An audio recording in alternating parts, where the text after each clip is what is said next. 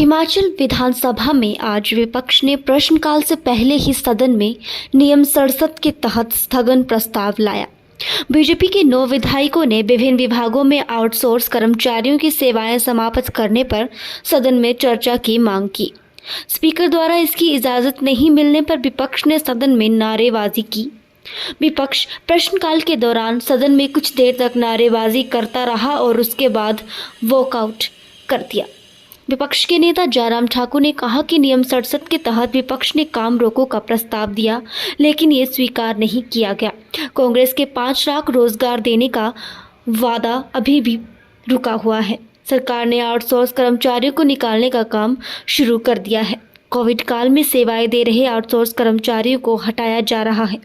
जब उनसे सवाल पूछे गए तो सरकार इसका उत्तर देने में असमर्थ है।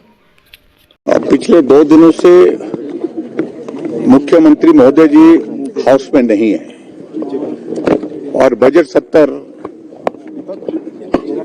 आजकल चल रहा है।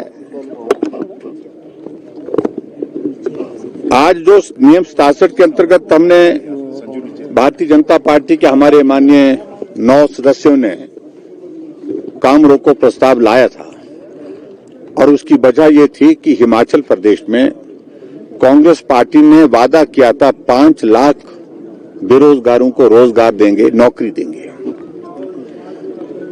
इस बजट में कहीं भी नौकरी देने का उस प्रकार से जिक्र नहीं है। उल्टे जो छोटे कर्मचारी जिनको एक अस्थायी व्यवस्था के अंतर्गत आउटसोर्स के माध्यम से रोजगार प्राप्त हुआ है,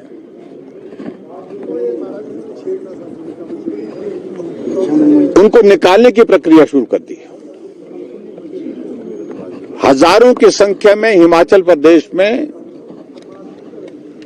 आउटसोर्स में लगे कर्मचारी अलग अलग विभागों में, चाहे वो जल शक्ति विभाग है, चाहे वो हेल्थ है, और हेल्थ में तो यहां तक के जब पूरे देश भर में, पूरे प्रदेश में कोविड के मामले बढ़ रहे हैं, उसके बावजूद भी आउटसोर्स में जो कर्मचारी अपनी सेवाएं दे रहे हैं उनको हटाए जा रहे हैं।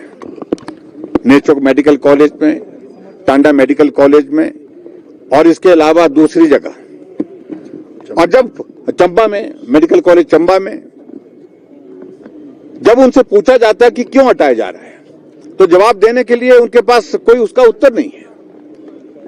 और उसकी वजह यह है कि कांग्रेस सरकार यही प्रयत्न कर रही है कि जहां भी भारतीय जनता पार्टी की सरकार के दौरान किसी को अगर दिहाड़ी पर भी लगाया है, छोटा सा भी रोजगार मिला है, छोटा सा भी काम उसका हुआ है, उससे उसको वंचित कैसे कर सके, उस तरह से प्रयत्न कर रहे हैं।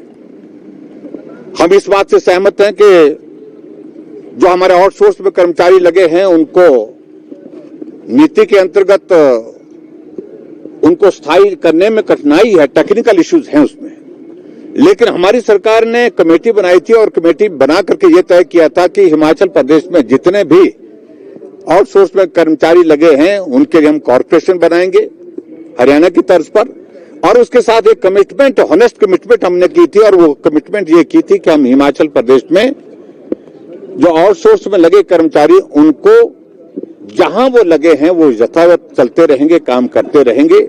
अगर किसी का कॉन्ट्रैक्ट भी अगर पूरा हो जाता है, कंप्लीट हो जाता है, तो उसको रिन्यू करने का प्रावधान करेंगे, लेकिन उनको नौकरी से नहीं हटाएंगे, उनको रोजगार से वंचित नहीं करेंगे।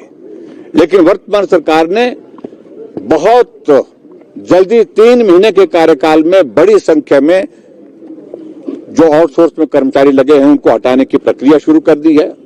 हजारों की तादाद में इस वक्त आउटसोर्स कर्मचारियों को हटा दिया गया है। उनका भविष्य आदर में है।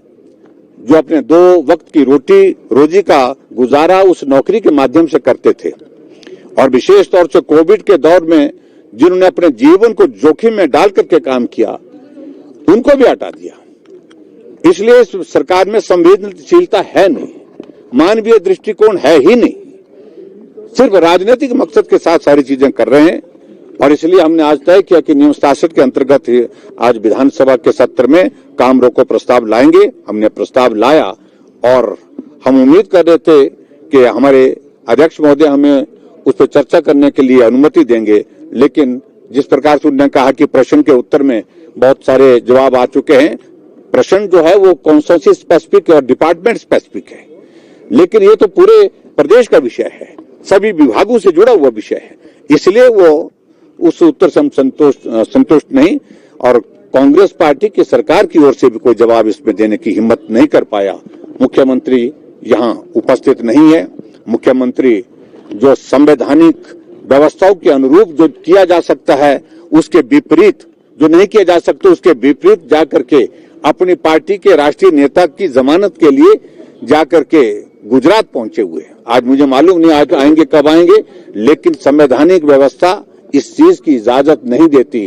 कोर्ट के कैंपस में जाकर के तीन प्रदेश के मुख्यमंत्री जाकर के इस प्रकार से अपने नेता को, जिसको कोर्ट ने सजा दी है, उनको बचाने के लिए, उनकी गुहार करने के लिए, उस सारी न्याय की प्रक्रिया को प्रभावित करने के लिए वहां पहुंचे, इसकी भी हम निंदा करते हैं।